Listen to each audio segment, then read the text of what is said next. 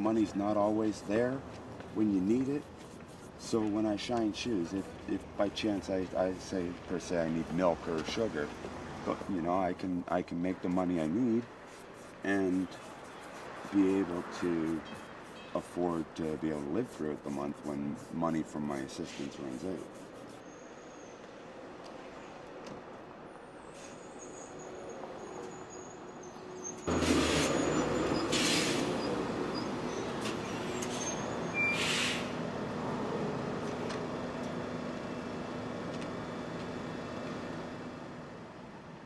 Well, I did about 6 years in Air Cadets. Oh, really? And well, in cadets, you really don't make it far when you don't have clean boots, Yeah. because basically a lot of your uniform is based on image, Mm-hmm. like the perfect crease, your badges and your patches all in the right spot, no hang thread, stuff like that. Mm-hmm. So I basically treat the shoes the same way. Yeah. Is I see a hang thread, I'll cut it, and if there's a spot that needs a touching, then if I have the equipment needed, I'll touch it up. I got 15 days and a year's probation, and then they brought me back here to Toronto, Mm-hmm. and they put me in a place called Horsham House up in the north end of the city. Mm-hmm. And I just was doing a lot of running away and stuff, and finally when I turned 16, the Children's Services Board just basically let me go because I wouldn't comply with their rules, and I was just very derogatory towards authority figures. About 7 years ago, a friend of mine who used to shine down in the village moved up to Bay and Bloor, and well, for about 2 years he dogged me to take this up as a job, and well, finally when I did, I didn't work with him initially, but I took it into perspective, and I went to a Shoeshine parlor on Yonge Street down by King, Mm-hmm. and for about $35 I bought my ex-girlfriend bought me the first box, and I actually started on Yonge Street right at Queen.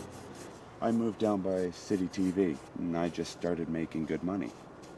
So I stayed there, and I just stayed doing it because it kept me out of trouble. It didn't involve crime, and well, the cops just basically left me alone. We started out with just two basic milk crates as a seat with a blanket on top of it. And one day when we were walking past the Rex, they had a couple stools out front. And well, I went inside and I asked if I could have one of them because they were going to the garbage anyway. A lot of people, they have a certain brand of polish they'd like to use. The way I see the polish is it's not so much what you use, it's basically more how you use it. Have you ever been homeless yourself? Oh, 12 years. Yeah.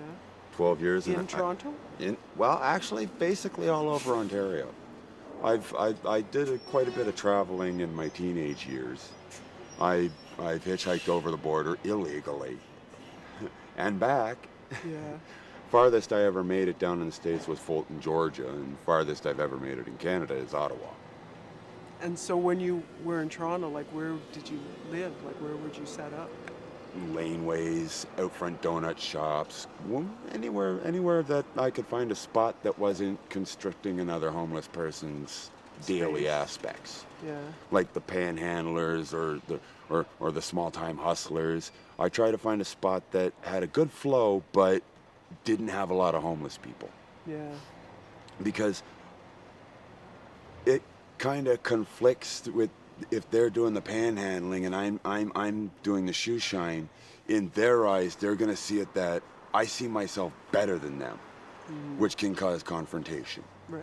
And doing this and causing confrontation is really not a good thing because they can just snatch it away from me, and without a permit, I would have no say about it. Right. So I basically found spots that I could get along with the people around me. We moved under the Gardner or the QE, and we slept just below the Sky Dome there on Spadina. I've actually set up in the rafters of the highway. I've lived in a tent under the highway.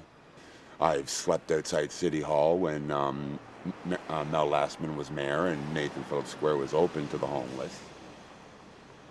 Being homeless isn't a problem, it's a situation. As far as I figure it, to vote against homelessness is to vote against the right to be human. I've been out clean now for 2 years, just finished probation in the summer, Yeah. trying to make my life better. Yeah. It's just, Well, you said that you actually deal now with some street like people and kids and yeah, I try to help people. I didn't have a lot of people there for me when I was out there.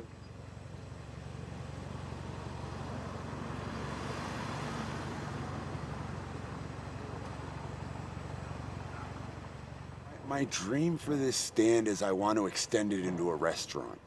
What gave me my idea was one of the first places I started shining, which was at Queen and John by the Beverly Tavern. And what they had was like a roll-up garage front window right, yeah. with tables by the window. But Yeah. what I want to do is the same concept, but have that kind of sectioned off from the rest of the restaurant. So if a gentleman comes in with his lady friend and he notices, well, I don't look proper enough to be, he can stop in, maybe have a quick drink, have a shoeshine, read the paper. And then when he's done, he can either put the shine on his bill with the dinner or pay outright from there and just go join his date in the restaurant. I've always wanted a restaurant, but with not the proper schooling and definitely not the proper funding, it just never happened. Yeah. Now my only hope is, well, shining shoes.